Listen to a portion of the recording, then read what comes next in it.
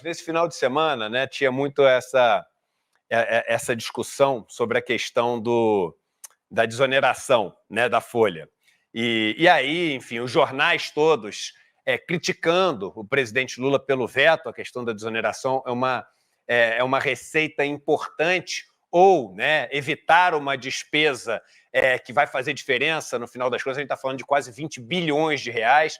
E aí teve uma postagem super interessante no Twitter, né, que muita gente me mandou e falou: você tem que repercutir isso aqui no ICL Notícias. Vamos botar aqui a manchete do Pedro Menezes, tá? Pedro Menezes, que faz umas postagens super interessantes no Twitter, é um cara que vale a pena acompanhar. Tá aqui o arroba dele, @P_DRO Menezes, né? Mas se botar Pedro Menezes, ele vai aparecer.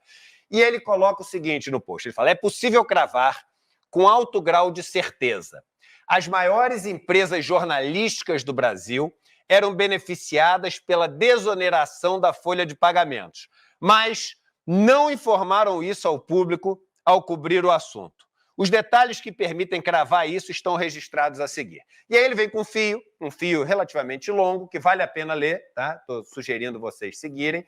E aí muita gente me falou: Eduardo, você tem que falar sobre isso. Fale sobre como a imprensa está ajudando nesse caso, porque ela é beneficiada e etc., mas muito focado na questão da desoneração da folha.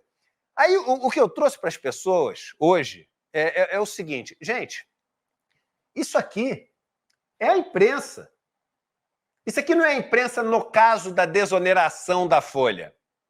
Isso aqui é a imprensa. Quantas vezes a gente tem falado aqui que a imprensa é garoto de recado, é moleque de recado dos interesses dos donos do capital. Deixa eu trazer uma notícia de outubro, daqui, ó, foi de outubro? Isso, de outubro, agora, mês passado, outubro, novembro, então mês passado, da Piauí, que quem não leu tem que voltar, dar um Google e ler. Aqui, ó, bancos controlam o noticiário econômico no país. Dos 10 títulos mais acessados na internet, título é revista, Exame, Veja, etc. Isso que é título, que eles chamam de título, não é o título da matéria. Título é o periódico, o nome ali do veículo. Dos 10 títulos, 6 pertencem à instituição financeira, elas são donas. Mas não, ela é dona. E é muito boa essa sua intervenção, porque os que elas não são donas, eles são os patrocinadores. Muito bom. Agora eu pego um trecho, porque dos 10 eles são donos de 6, mas olha só, considerando a lista dos 10 veículos, 79% das consultas feitas nos mais populares veículos de economia e negócios do país acabaram nas páginas dos portais controlados por instituições financeiras. Então, apesar deles serem donos só de 6 dos 10, em termos de acessos, eles são donos de 8 de cada 10 acessos. Cada 10 acessos que as pessoas vão sobre economia caem no portal cujo dono é um banco, irmão. E esse negócio não está diminuindo. Esse negócio está aumentando. Porque existe uma crise, do modelo de negócios da imprensa. A imprensa sempre defendeu o capital. Por quê? Porque para você ter um jornal, para você ter um canal de televisão, para você ter uma rádio, tu precisa ter o quê, irmão? Precisa ter grana. É caro pra caramba montar. E não é caro pra caramba 1.000. Não é caro pra caramba 100 mil. É caro pra caramba um monte de milhão. Olha só, eu fui impactado no Instagram por um perfil novo, comecei a seguir, tem umas frasezinhas boas, e trouxe uma aqui, ó. Bota aqui, essa frase do Gramsci, do Antônio Gramsci, né? O perfil, só para ser justo, é Pensadores Revolucionários. O Instagram fica agora sugerindo, coisinha, me sugeriu esse. E essa frase que estava esse final de semana, por acaso, eu ia trazer isso aqui, ó. Os jornais são aparelhos ideológicos cuja função é transformar uma verdade de classe num senso comum.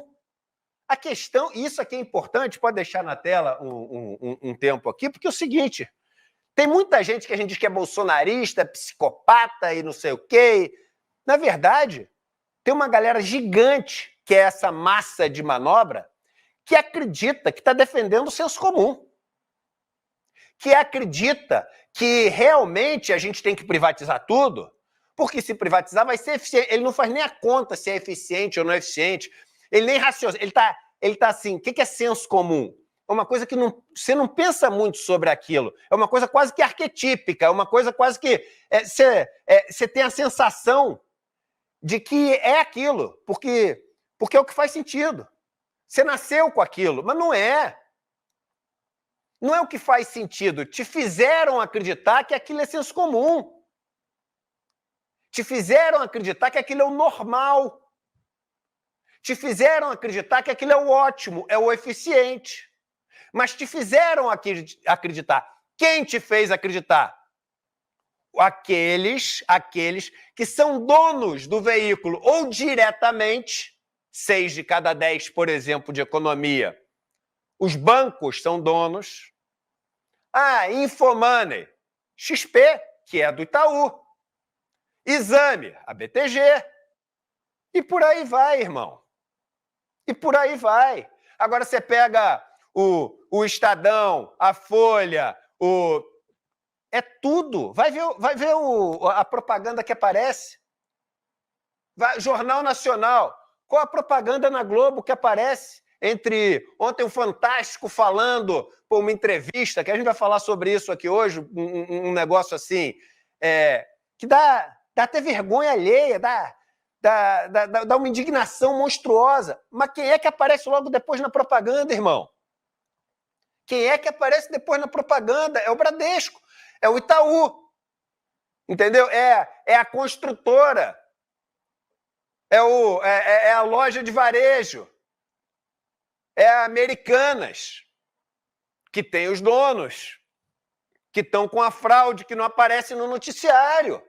Então a ideia é sempre criar essa ideia de senso comum, que é o pensamento hegemônico, que é aquele pensamento que é como se fosse o gabarito. Eu gosto de usar muito essa palavra.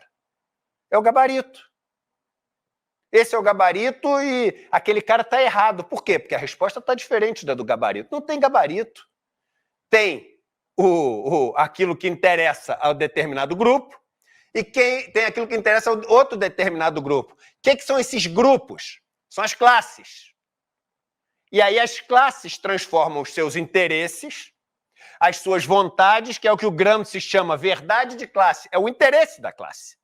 Porque verdade é um conceito que a gente pode ficar filosofando aqui. Mas qual o interesse da classe que manda no Estadão, que manda na Folha? O interesse dessa classe é o interesse pró-Estado de Israel ou pró-Palestina? O interesse dessa classe é o interesse pró-desoneração ou contra-desoneração?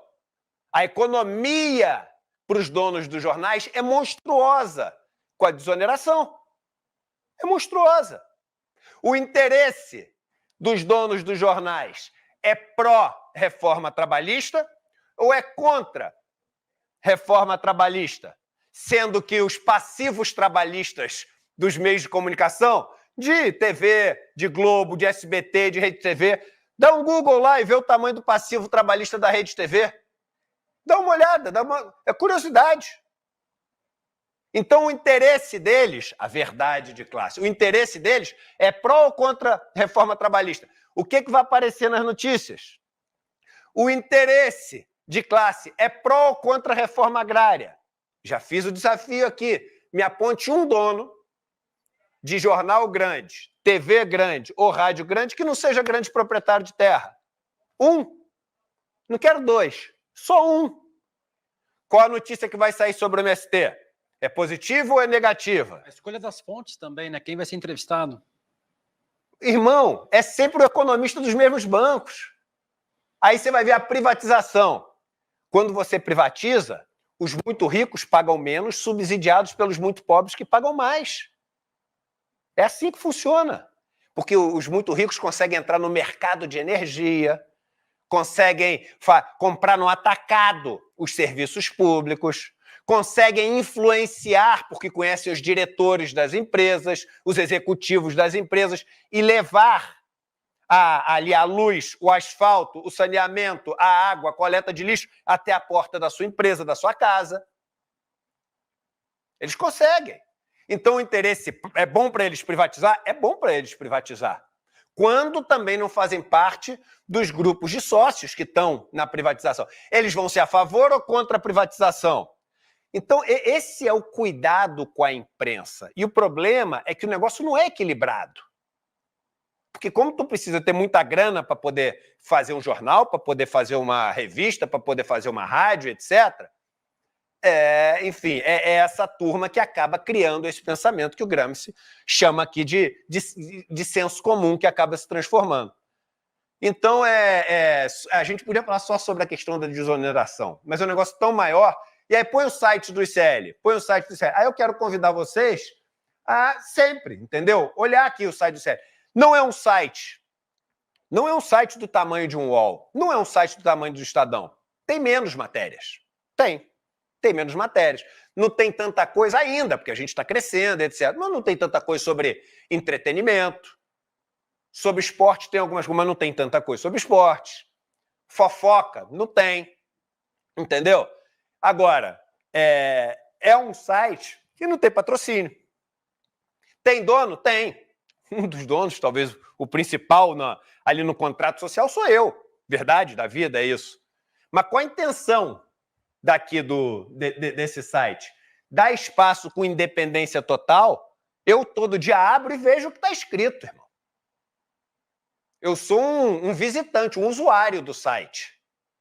Eu não sou um operador do site. O site tem um editor, o Chico Alves. Então a gente convida as pessoas para poder tentar, enfim, pegar quantidade de movimento. Vamos dar massa e vamos dar velocidade para os nossos instrumentos. Porque a gente precisa para combater essa turma.